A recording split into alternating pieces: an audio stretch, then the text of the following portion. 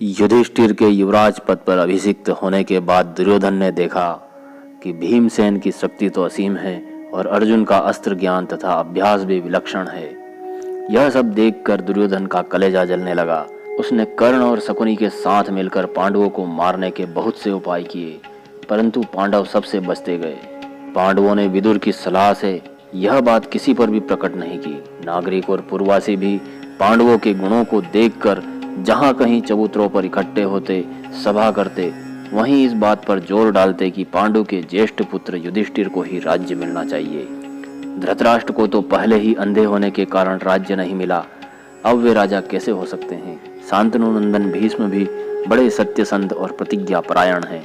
वे पहले भी राज्य को अस्वीकार कर चुके हैं, तो अब कैसे ग्रहण करेंगे। इसलिए हस्तिनापुर को सत्य और करुणा के पक्षपाती पांडु के ज्येष्ठ पुत्र युधिष्ठिर ही राजा के रूप में प्राप्त होने चाहिए। इसमें कोई संदेह नहीं कि उनके राजा होने से भीष्म और धृतराष्ट्र आदि को भी कोई परेशानी होगी। वे बड़े प्रेम से उनकी संभाल रखेंगे। प्रजा की इन बातों को सुनकर दुर्योधन जलने लगा। वह जल भुनकर धृतराष्ट्र के पास गया और उनसे कहने लगा, पिताजी, लोगों के मुंह से बड़ी बुरी भगझक सुनने को मिल रही है। वे भीष्म को और आपको हटाकर पांडवों को राजा बनाना चाहते हैं।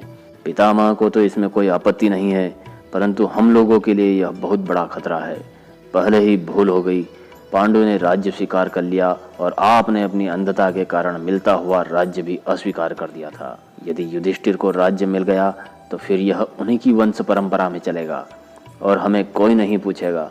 हमें और हमारी संतान को दूसरों के आश्रित रहकर नरक के समान कष्ट न भोगना पड़े, इसके लिए आप कोई न कोई उपाय सोचिए। यदि पहले ही आपने राज्य ले लिया होता तो कहने की कोई बात ही नहीं होती। धृतराष्ट्र अपने पुत्र दुर्योधन की इन बातों को और कणिक की नीतियों को सुनकर दुविधा में पड़ गए। दुर्योधन ने कर्ण, शकुनी और दुशासन के साथ विचार करके धृतराष्ट्र से कहा, पिताजी, आप कोई सुंदर सी युक्ति सोचकर पांडवों को यहाँ से वारणावत भेज दीजिए। यह सब सुनकर धृतराष्ट्र सोच विचार में पड़ गए।